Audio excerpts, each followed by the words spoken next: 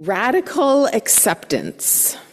I was introduced to this term and this concept in a recent conversation with a therapist I've known for a number of years. I'd gone into the appointment saying that I didn't really have very much to talk about. I was doing well. I updated her on various topics related to my life and work and found myself kind of chuckling. Nothing's actually changed, I said. Various personal and professional challenges I'd talked about with her before had not resolved the way I had hoped. So little to nothing about circumstances had changed. But I'm good, I said. Sounds like radical acceptance, she noted, and when I asked, she explained more about the concept with which I was not familiar. The concept of radical acceptance comes from what's known as dialectical behavioral therapy, or DBT, which is an offshoot of the broad and kind of well-known field of cognitive behavioral therapy. Before fully describing what radical acceptance is, it's worth noting what it is not. Radical acceptance is not denial.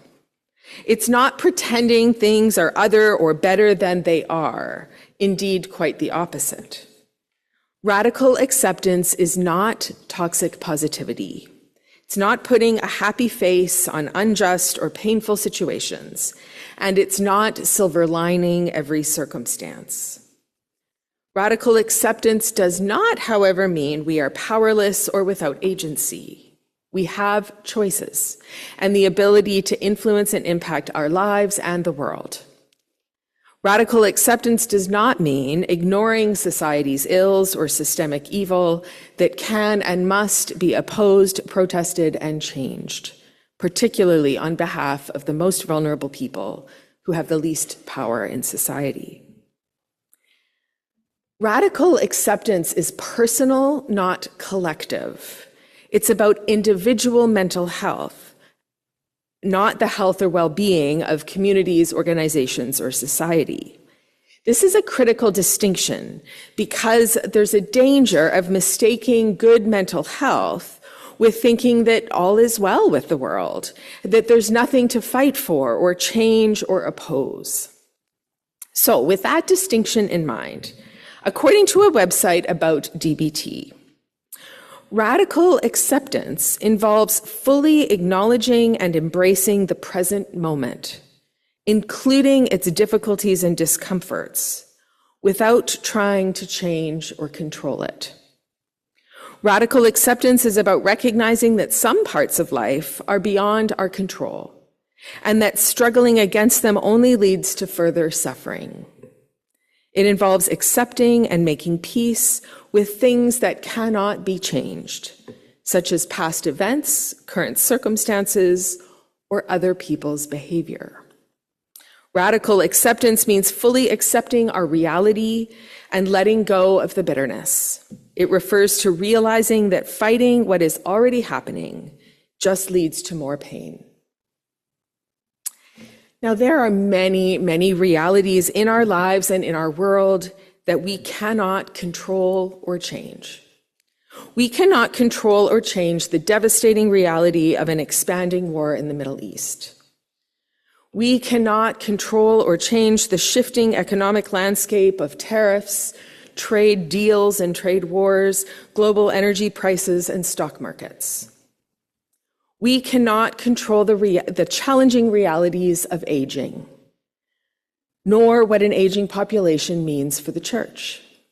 We can mitigate for many of the realities of aging, the sore joints, the reduced energy or mobility, declining hearing or eyesight. You know the list well. But ultimately, aging is part of life, if we're lucky, and its reality is what it is. This is also true to varying extents with illness and disease, whether it be chronic or acute.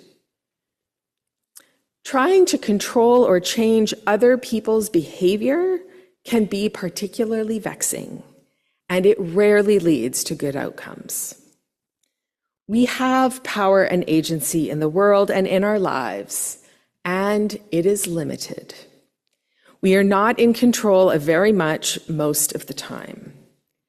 And so radical acceptance is about living well amidst the fullness of reality, especially when it is hard, distressing, infuriating, and painful.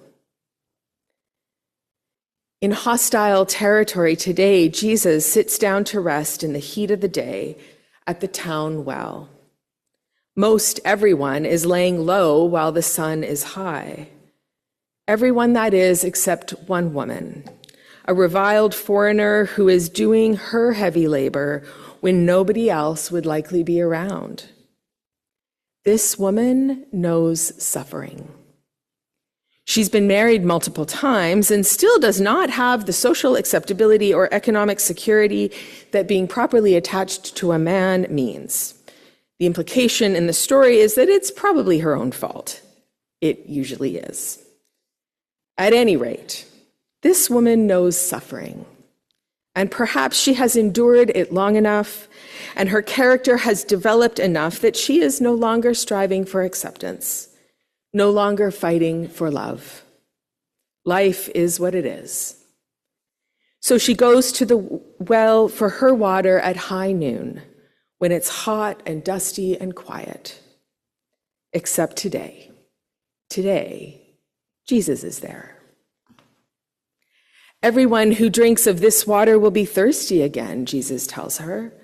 But those who drink of the water that I will give them will never be thirsty.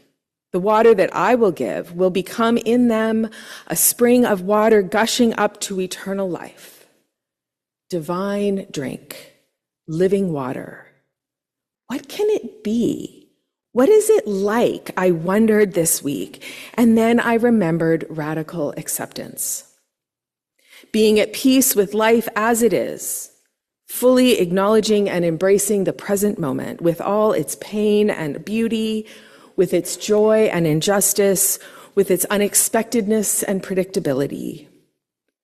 Like so many plead through the Serenity Prayer at untold numbers of 12-step meetings, God grant me the serenity to accept the things I cannot change, courage to change the things I can, and wisdom to know the difference. Radical acceptance isn't sugarcoating, and it isn't giving up. It's drinking deep from the well of God's gracious presence, like a spring of water gushing up to eternal life. Our woman at the well today, in the right place at the wrong time, became the perfect model of discipleship.